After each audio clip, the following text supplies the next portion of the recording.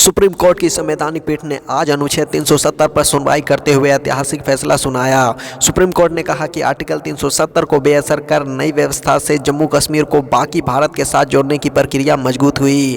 Article 370 हटाना संवैधानिक रूप से वैध है। इस पर ओवैसी की तीखी प्रतिक्रिया सामने आई। आइए सुनते हैं उन्होंने क्या कहा। आज जो फैसला आया हम उससे मुतमईन नहीं हैं और हमारा मानना यह है कि ये कॉन्स्टिट्यूशनल मेजॉरिटी जो लोग कह रहे हैं, अब कॉन्स्टिट्यूशनल मोरालिटी की आज जीत हुई है और मेजॉरिटी मोरालिटी की कामयाबी हुई है। इसमें कोई दो राय नहीं है कि कश्मीर हमेशा से भारत का एक अटूट हिस्सा रहा है। बट अटूट हिस्सा जब हम कहते हैं तो उसका जो रिलेशनशिप है यूनियन से, उसको तो आप डिनाई नहीं कर सकेंगे। और ये जो कॉन्स्टिट्यूशनल रिलेशनशिप कश्मीर से यूनियन का रहा है वो परमानेंट हुआ है।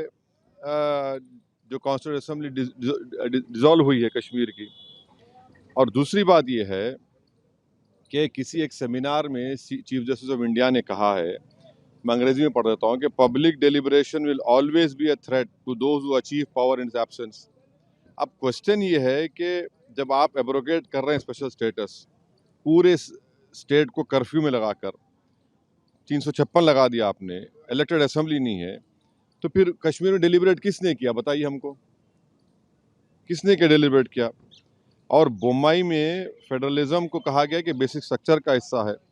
फेडरलिज्म के माने ये है कि स्टेट की एक आवाज़ है, उसका एरिया ऑफ कॉम्पिटेंस है, उसको कंप्लीट फ्रीडम ऑपरेट करने का।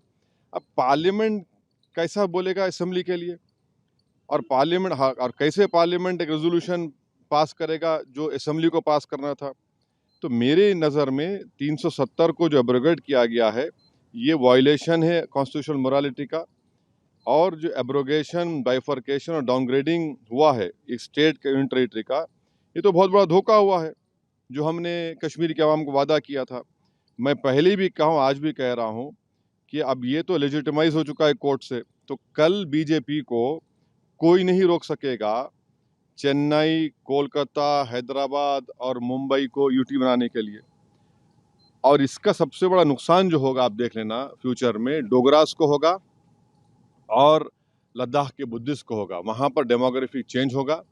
अभी से आप देख रहे हैं कि जम्मू में जितने राइस मिलें थी वो डोगरा के लोग हाथ से निकल गई। और लद्दाख में आप देखेंगे बहुत बड़े पैमाने पर बुद्धिस्ट लोग नाराज़ होंगे और वहाँ पर डेमोग्राफिक चेंज होगा। सर, दो सवाल हैं। आपने ये बात कही कि दूसरे शहरों में भी ये काम करेंगे ये लोग, किस शर्त पे और क्या सबूत और किस दावे के साथ आप कह रहे हैं? देखिए, आज आपने एक स्टेट को 3 यूटी बना दिए, वहाँ की असेंबली भी नहीं है, वहाँ 356 है, पार्लियामेंट उनके लिए बोल रहा है, असेंबली नहीं बोल रही है। आपने यूटी बना दिया उन लोगों को 3 को। अब आज का जो ऑर्डर आया है सुप्रीम कोर्ट ने, सीजीआई और सुप्रीम कोर्ट ने कहा है कि द अर्लीस्ट आप रेस्टोर करिए। अर्लीस्ट का मतलब क्या है? जैसा कि सुप्रीम कोर्ट ने कहा कि 30 सितंबर की तारीख दी कि चुनाव करा दीजिए। अब अर्लीस्ट का मतलब क्या है? और लद्दाख के यूटी को उन्होंने अपहेल्ड किया है। अब वो लद्दाख में क्या पावर्स है बताइए? पहले तो भी काउंसिल में कुछ पावर से, अब तो एलजी डिसाइड करता है बजट उनका।